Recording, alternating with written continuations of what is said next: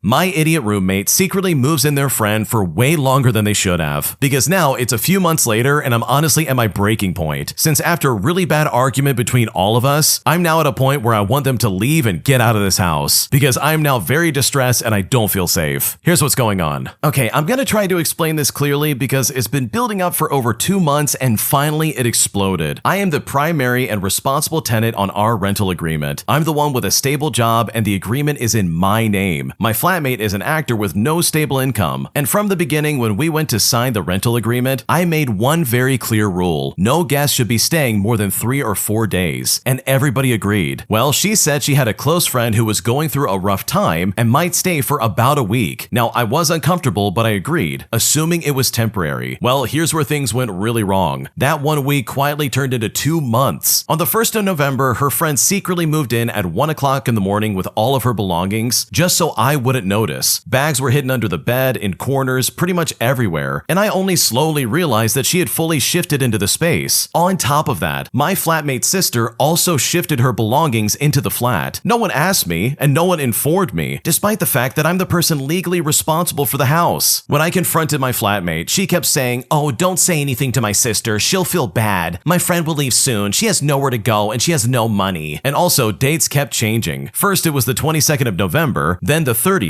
and now it's mid-December, and the friend is still here. Now, important detail here. My flatmate pays the rent late every single month. The first month she deposited rent on the 19th, and this month she still hasn't paid anything yet. Meanwhile, I'm the employed one and the owner holds me accountable. I finally called the owner and he gave me 48 hours notice to remove unauthorized occupants. And even after that, the friend still didn't leave. Well, last night, despite me clearly saying she's not allowed to stay, my flatmate invited her over anyways, assuming I wouldn't notice. She came late at night, and when I stopped her from entering, things escalated badly. During the argument, ugly things were said on both sides. Like, I really won't pretend that I was perfect. Her friend earns money as a cam girl, talking to men on an application, and in a fit of anger, I straight up called her a lady of the night who charges on an hourly basis. Now that obviously offended both of them, and they told me I'd get this back as karma, and that the same situation would happen to me someday. Well, in the heat of the moment, when she kept provoking me and pointing fingers in my face, I scratched her hand. And sure, I own that and it shouldn't have happened. But they then ganged up on me verbally. Personal insults about my looks, my upbringing, even my marriage prospects. Like, it got really ugly. When I said she should stay at a hotel or an Airbnb, her friend said that since I have a problem, I should be the one to pay for her stay. And that just honestly broke something inside of me. Needless to say, I now feel unsafe in my own house. I feel disrespected. I feel trapped between being legally responsible and being emotionally pushed to a breaking point. I know I crossed a line with my words and that one physical action. I'm not proud of it, but I also feel like I was pushed there after 2 months of manipulation, lies, financial irresponsibility, and total disregard for my consent in a house I'm legally responsible for. And now I'm at a loss and I seriously just don't know what to do. Okay, in my opinion, it's time for all of them to go. It's time to air out the barn and get the flies out of there, dude. These people have become rotten, they're not good people, and they absolutely are taking advantage of you. Like, holy crap, at this point, these are no longer friends. These are people squatting under your name and literally just taking advantage of your kindness. And sure, you said and did some things that you're not proud of, I totally get that. But in the heat of the moment, I'm pretty sure I would say and do things I would also regret. Especially if you're trying to defend your good name towards people who are taking advantage of you. Which again, I have to repeat that's exactly what's happening. So if I was in your shoes, and I can only speak for myself, I absolutely would start kicking these people out. Like, it's time for you to go, man. You cannot stick around. Especially if they're gonna be talking to me like that. Like, are you kidding me right now? There's no way that's ever gonna be appropriate, and I absolutely would put my foot down. Because you deserve to live in a house where you're safe and you feel comfortable, and as far as I can tell, these people are not making you feel safe in the slightest. If you like Am I the Jerk, you're probably going to love Am I the Genius. Check it out, link down below in the description. Also, go to amithejerk.com/submit if you would like to submit your own stories. My girlfriend pranked me by pretending to break up with me, and even though she's apologized for this, I'm suddenly feeling uninterested in her, as I feel she took this joke way too far and really affected me, and at this point, I don't know if I should break up or not. Here's how it all went down. So my girlfriend recently played a prank on me where she told me she wasn't interested in me anymore and asked to break up. At first, I thought she was joking, but she kept going on even when I was clearly distressed, and she only stopped after I started tearing up. Honestly, it didn't feel like a prank at all. It felt emotionally cruel and toxic. Joking thinking about ending a relationship crossed a line for me, especially since she saw how badly it was affecting me and still didn't stop. Afterwards, she apologized and promised she would never do something like that again, and while I appreciate the apology, I've noticed that I suddenly feel distant and uninterested in her. I don't feel the same emotional connection I did before, and I can't tell if that's something that will pass or if the damage is already done. I'm conflicted about whether I should try and brush this off, since she says she won't repeat it again, or if my loss of interest is my mind telling me this relationship isn't healthy for me anymore. So am I overreacting? Or is it reasonable to feel this way after something like this? What should I do?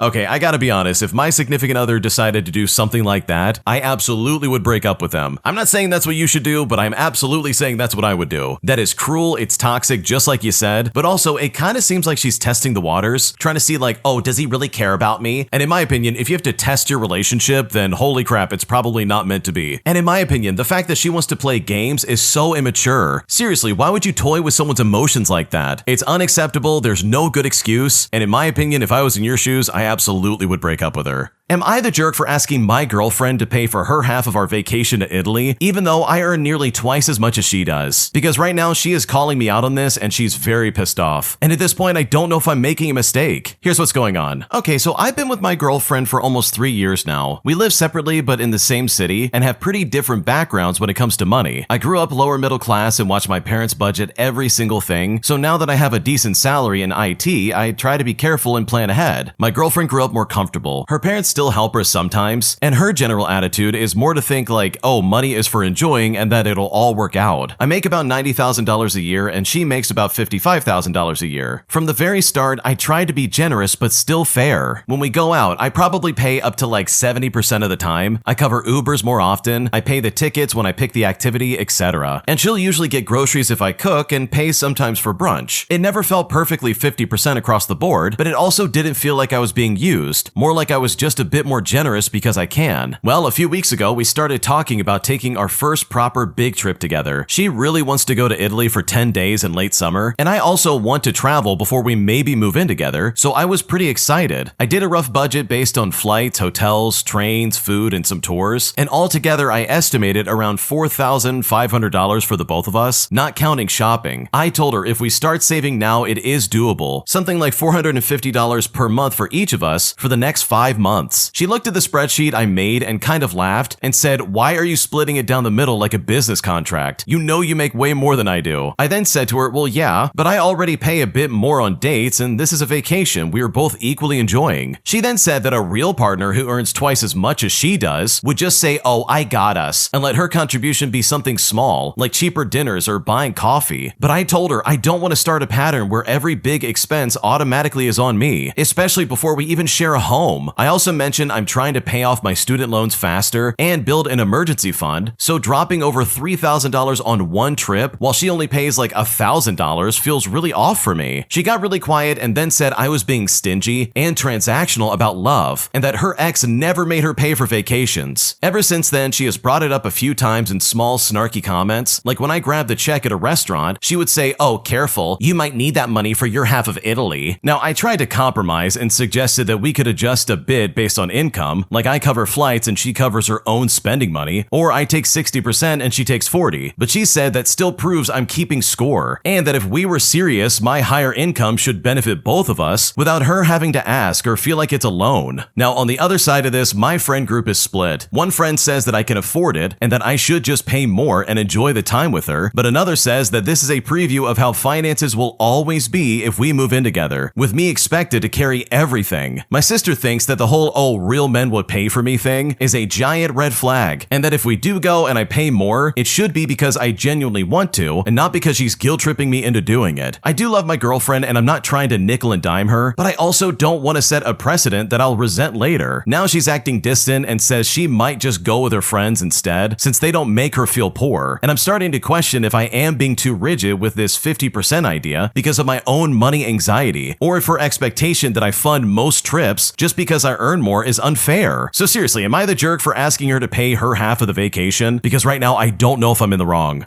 Okay, in my opinion, I think you trying to say, hey, let's have a compromise where I'll take like 60% and you take 40, where you are compensating for like the amounts the both of you make. Like in my opinion, that's a smart idea. That I think is really reasonable and something anybody could get behind. But from the sounds of it, it doesn't seem like your girlfriend wants that at all. It kind of seems like she wants you to pay for the entirety of this trip, and that seems really unfair. She's basically saying, oh, you make more, you should pay for everything. A real man would do this, a real partner would take care of it. But I wonder if the roles were reversed and she was the one making more money, if she would step up and pay for you, because from the sounds of it and based on what you're describing, it doesn't seem like that's gonna happen. So on that end, no, I don't think you're the jerk at all. I think she's being very rude and entitled, and this is so uncalled for, because you're just trying to save money, man. Like you're just trying to do the right thing and take care of yourself and her. So for you to be expected to pay for everything just because you make more money than her, like in my opinion, that's incredibly toxic and not fair. Am I the jerk for not wanting to babysit my sister's kids for free? Because honestly, it's incredibly expensive and I'm not sure if I can do it this time. Here's what's going on. So my sister, who I will call Rachel, has 5 kids, 4 boys and 1 girl, ranging from ages 5 all the way to 15 years old. She asked me and my partner to babysit 4 of the children for the night so that she could go out for the night with her husband. She offered us about $120 for babysitting, and I agreed to babysit as long as she pays us prior to me picking up the kids. Now, she agreed to this and said that she would pay us the day before. Well, the day before we were supposed to babysit, she messaged us stating that she no longer needed us to babysit as she couldn't afford to pay us. We said that's fine and thanks for letting us know, and then just went on about our day. I then later got a message asking us if we could still babysit, but this time for free. But I said, I'm sorry, but I can't do that, as I can't financially afford to look after her kids even for 24 hours. We've babysat our kids before, and when they stay, we notice a huge increase in our electric usage, and we don't have enough food to satisfy multiple children. We always use enough electricity for 2 people and not 6. We also only buy enough food for 2 people, and I tried to explain this to her, that any money she gives us for babysitting is like literally going to her kids. Right now, me and my partner's financial situation isn't the best, and I tried explaining this, that if we had more of an income, I would have been a bit more willing to babysit. Now, I've said no to babysitting for free before, and she's called me out saying that I should do it for free because I'm family, that $120 is a ridiculous amount, and that she'll remember this when I'm next up to like need a favor. I told her to look at getting a professional babysitter and see how much they charge and reconsider if $120 is a lot for 24 hours of childcare. Now, it's important to note that when my sister goes out with her husband, this is to drink and club. She will drink herself crazy and then return home in an awful state. This will include bringing people home with her to continue the party, and illegal substances will be used. This is why I cannot watch the children in their own home. Her eldest child is considered legally blind, so they cannot watch the siblings as well. Plus, it would be really crappy expecting them to watch all their siblings all night. I've been babysitting for her since I was 15 years old, and it honestly can be a nightmare. Now, in terms of the electricity, I don't know what it's like in other countries, but in mine, we have prepayment meters. You put so much money on it, and once you've used all that money, your power just goes. Right now, we have a day's worth of electricity left, and we don't get paid until next Friday. And with the kids staying, they would bring their game consoles, which will increase the usage massively. With food, we don't really have a lot in our house. No snacks, and not enough to make meals for like 6 people. Also, these kids eat like they've never been fed before, and they're also incredibly fussy with what meals they will and won't eat. We simply can't afford to accommodate them. So am I the jerk for not wanting to babysit my sister's kids for free? Because this is honestly becoming a bit too much and I just don't know what to do.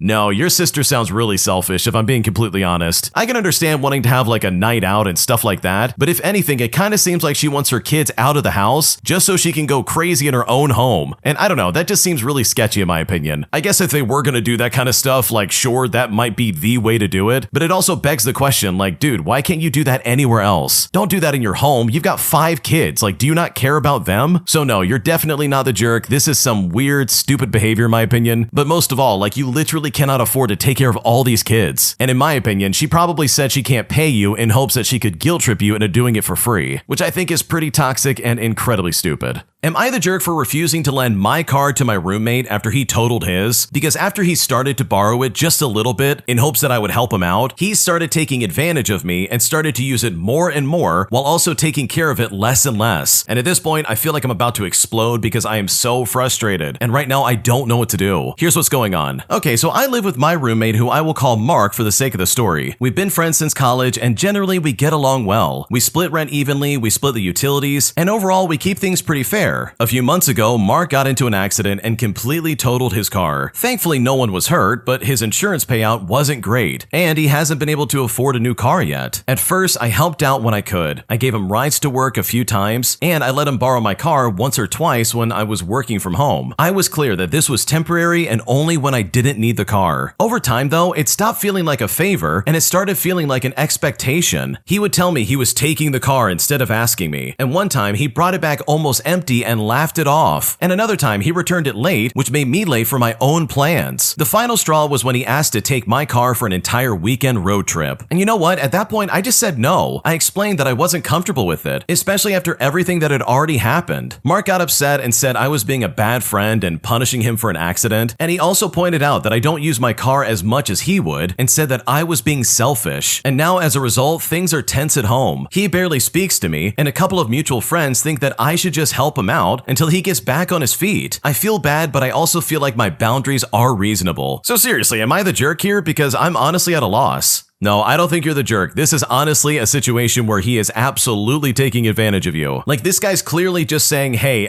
your car is now my car without actually like putting it in writing. And that really is not fair for you. Like, seriously, that sucks and you do not deserve that. It's also pretty alarming that he's trying to be like, wow, you're punishing me for an accident. But in reality, it's like this guy is literally taking your car all the time and he's pushing it further and further for what's appropriate. He's not filling up the tank, he's laughing it off, and now he wants to take it for a weekend trip. Like, dude, I don't think so. So no, you're not the jerk. This is some stupid entitled behavior, and in my opinion, I think you made the right choice by putting your foot down and saying no. Am I the jerk for not paying for my Tinder date's groceries? Because right now, she's still a little pissed off at me, and I'm honestly just really confused. Here's how it all went down. Okay, so I've been dating this girl for just a couple of days now, and I think this is maybe like our third or fourth date. Right now, she doesn't have a very good economy, but the last time we were out, she pointed out that the date had to end because she didn't have a lot of money and couldn't spend any more. So I agreed to pay for whatever we did on dates, as I don't have a lot of money myself, but I'm doing somewhat better right now. We went out yesterday and we spent the night out, which I paid for almost exclusively to the tune of about $100, which she showed herself pretty thankful for. We spent the night at her house because it was pretty late, so I agreed to take her from home to work and from work to home later on when she got out. Well, she then said she needed to go to the grocery store, and so when we went there, she bought some food as we didn't plan to dinner tonight together, and she got some kibble for her dogs. I helped her bring the kibble bag to the car, and she carried the other bag of the groceries. When we got to the car, she told me that I've not been very thoughtful because I didn't carry the bag for her. But I told her, hey, I carried at least one of the bags. And then she responded by saying, well, you didn't pay for any of my groceries. Which when she said that honestly kind of blew my mind. So am I the jerk for not paying specifically for her groceries? Because right now I'm really confused.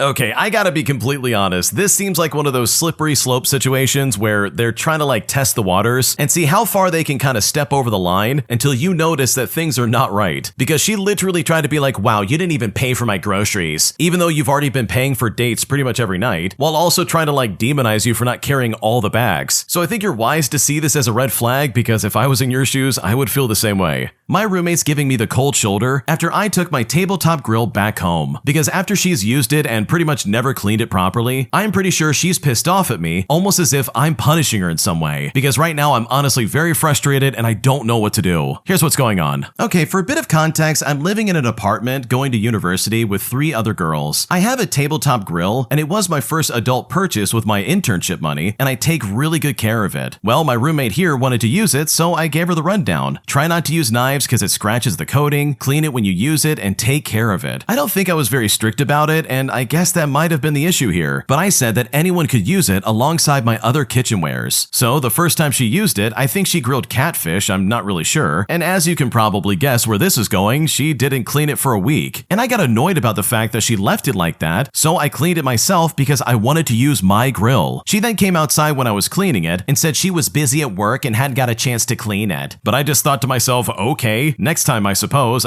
Bad weeks exist. Fast forward, and the second time she used it, I waited for 3 days before texting her about it, asking if she had used my grill, and then suddenly she was outside cleaning it, which if I'm being honest made me a bit confused. I didn't even know she was home. But I went outside and I stated to her that I would like it if she cleans the grill when she uses it. When I got it back this time, time, there was still oil on it, and so I had to clean it again myself just to use it. Anyways, Thanksgiving comes around and I take it home. And for reference, I took it home because I wanted to use it for Thanksgiving. And you know what? I left it. Not anything against her, but my mom and my sister were coming over and they like to grill sausage on it. So I left it with them since I'm going home in 3 weeks for the end of the semester anyways, and I don't really want to take my sister's luggage, my luggage, and the very fragile glass lid for the grill at the same time. Well, yesterday, I ended up getting in the elevator with that roommate. I said hi to her, but she just stayed on her phone. I guess she just didn't hear me, but I wasn't going to attempt it again since there was another person on the elevator, and it really seemed like she just was not in the mood. And anyway, she was looking at her phone, so she might have been doing something important. Anyways, we get off, I'm walking to our apartment door, and I guess she slowed down a lot, as if she intentionally didn't want to arrive at the same time. I don't really mind. I mean, sometimes people don't want to talk, and I know I don't sometimes. So anyways, I guess I messed up her plan, because I ended up struggling with the door lock, and for reference, I struggle with it every time I try to get in the apartment. But eventually, she ends up coming around the corner when I unlock it, and I actually hold the door open. Our other roommate then comes out and she talks to her. I then just said hi, and then I went to my room. Then later, when I come out, I can see that she cooked catfish, and now I'm questioning if the cold shoulder was because of that. But if she wanted it, she could have just asked me, and then I could have told her where it was and why. So maybe I'm overreacting here, but it really seems like she was upset at me for me taking my grill. And at this point, I don't know what to do.